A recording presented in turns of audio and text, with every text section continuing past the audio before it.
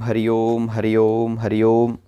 संत श्री रामचंद्र केशव डोंगरेजी महाराज कहे छे, अथ ते संप्रवक्ष्यामः सप्ताह श्रवणे विधिं सहायैर्वसुभिश्चैव प्राय साध्यो विधिस्मृतः। महात्म्यना छठा अध्यायમાં વિધિ સમજાવી છે। નિષ્કામ ભાવે જેને કથા સાંભળવી છે, મારું જીવન સુધરે, મારું પાપ છૂટી જાય, મને ભક્તિનો રંગ લાગે, આવા ભાવથી જેને કથા સાંભળવી છે તેના માટે તો 12 મહિના પવિત્ર છે। કોઈ પણ દિવસ કથા સાંભળો। કથા કરનાર વક્તાના લક્ષણ બતાવવામાં આવ્યા છે। સુખદેવજી જેવો તેમાં વૈરાગ્ય હોવો જોઈએ। સુખદેવજીની બ્રહ્મ દૃષ્ટિ એવી સ્થિર થઈ ગઈ હતી કે આ સ્ત્રી છે, આ પુરુષ છે એવો ભેદભાવ તેમની આંખમાં ન હતો। બ્રહ્મ દૃષ્ટિ સ્થિર રહેવાથી જગત દેખાતું જ નથી। જગત બ્રહ્મરૂપ થઈ જાય છે। બ્રહ્મજ્ઞાની થવું બહુ અઘરું નથી। સુખદેવજી મહારાજની બ્રહ્મ દૃષ્ટિ સ્થિર છે। સુખદેવજીમાં પરિપૂર્ણ વૈરાગ્ય છે।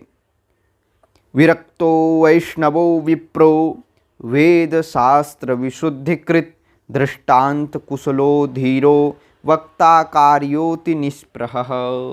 વક્તા બ્રાહ્મણ હોવો જોઈએ। જેનું બ્રાહ્મણ શરીર નથી તેને વ્યાસ ગાદી પર બેસવાનો અધિકાર નથી। ગાય ભલે ઓછું દૂધ આપતી હોય અથવા ન આપતી હોય પણ ગાયની પૂજા થાય છે।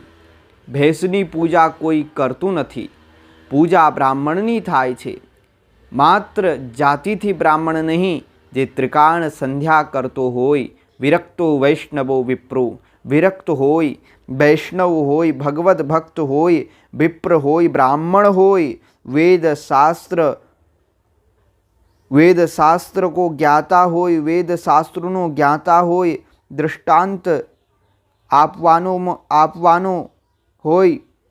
बधी चिंता छोड़ीने कथा में बेसो। भागवतनी पूजा करो, लक्ष्मी नारायणनी पूजा करो, शांति थी कथा सांभळो। वक्ता विवेक थी एवी कथा करे कि कथा में 8-10 वर्षनु बालक बेसू होय तेने पण कथा में आनंद आवे। कथा बहु ज सरल भाषा में करवी जोईए, जेथी दरेकने बोध थाय, ज्ञान थाय। दृष्टांतों द्वारा सिद्धांतों ने बराबर समझाववा जोईए। स्त्रिय शूद्रादयो एच तेषां बोधो यतो भवेत्। आ कथा अति मधुर छे, मंगलमयी छे, पापनो विनाश करनारी छे, मनने शुद्ध करनारी छे। महात्म्यनी कथा अहीं परिपूर्ण थई। हवे भागवतनो प्रारंभ थाय छे। यह आचार्य संत श्री डोंगरेजी महाराज के द्वारा भागवत की विधि कही गई है। इसका हिंदी अनुवाद कर देता हूँ। महात्म्य के 6ठे अध्याय में विधि समझाई गई है। निष्काम भाव से जो कथा सुनता है, मेरा जीवन सुधरे, मेरे पाप छूट जाएं और मुझे भक्ति का रंग लगे, इस भाव से जो कथा सुनता है उसके लिए तो 12 महीने पवित्र हैं। और सकाम भाव से जो कथा सुनता है उसको पवित्र महीना, पवित्र तिथि, शुभ महीने पर ही कथा सुननी चाहिए। कोई भी दिवस हो, जो निष्काम भाव से सुनता है, रोज सुनता है, उसके लिए कोई अपराध बोध नहीं है। और कहते हैं डोंगरे जी, कथा करने वाले वक्ता के लक्षण बताए गए हैं।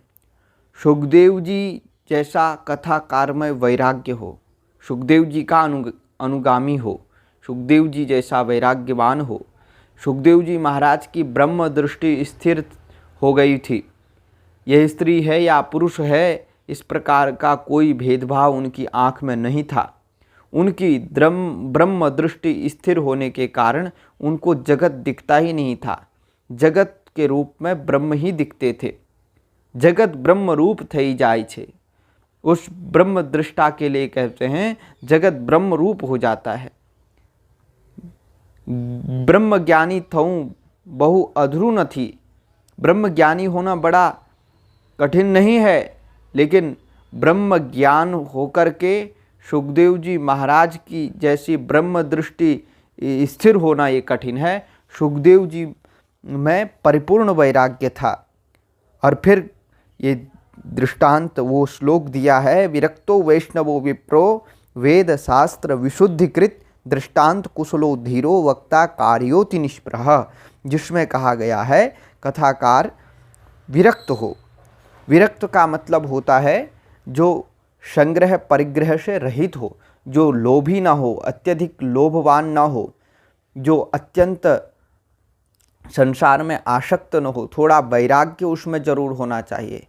और दूसरा अर्थ शास्त्रकारों ने किया, विद्वानों ने किया, विरक्त का मतलब जो विशेषेण श्री कृष्णेन रक्तः, हाँ, विशेषेण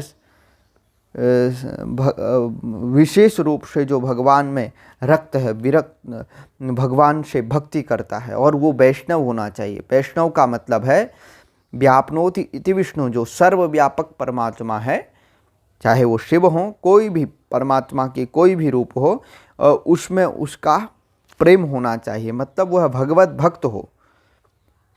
और साथ ही वह विप्र होना चाहिए। विप्र वक्ता कैसा हो, बोले विप्र हो, ब्राह्मण होना चाहिए। और वह ब्राह्मण भी शास्त्रों का जानकार होना चाहिए, ऐसे जाति मात्र से ब्राह्मण नहीं।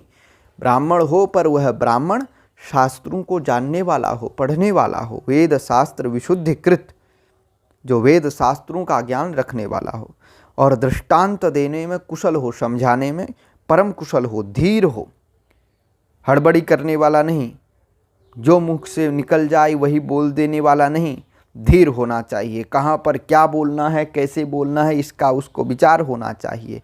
और वो होना चाहिए वक्ता। आजकल तो कथावाचिकाएँ आ गई, वाचकों की संख्या कम हो गई, वाचिकाओं की संख्या बढ़ रही है। तो कहा गया कि वक्ता होना चाहिए, वक्त्री नहीं कहा है, वक्ता कहा है। इसलिए यहाँ से समझना चाहिए। और अत्यंत निष्प्रह हो, कथा कार्यो वक्ता कार्योति निष्प्रह, अत्यंत निष्प्रिय होना चाहिए।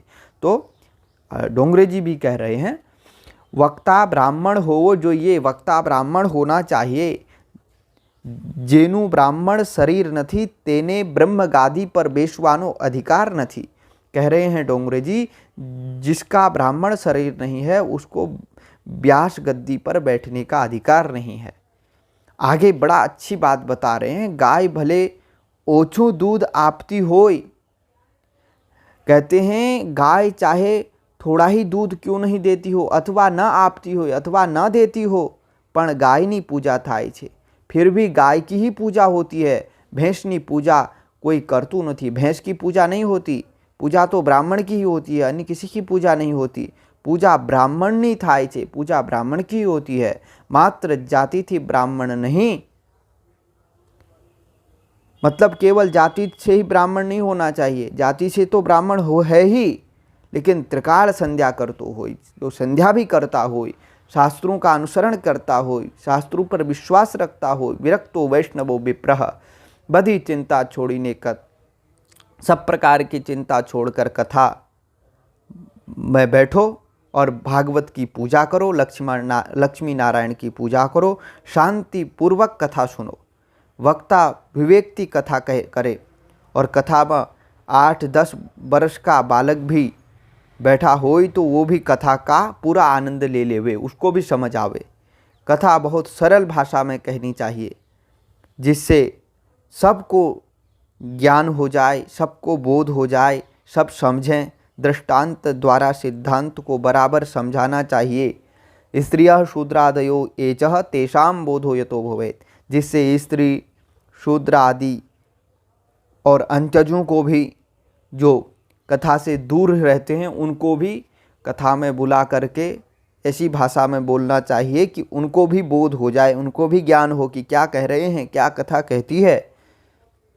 इस प्रकार अत्यंत मधुर कथा हो। आ कथा अति मधुर छे। ये कथा बहुत मधुर है, परम मंगलमय है, पाप का विनाश करने वाली है, मन को शुद्ध करने वाली है।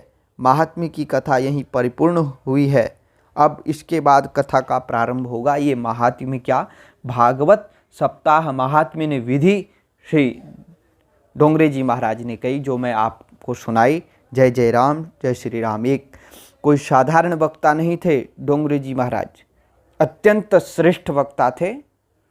महाराज स्वामी अखंडानंद जी महाराज से इन्होंने भागवत का अध्ययन किया था। बड़े विद्वान थे।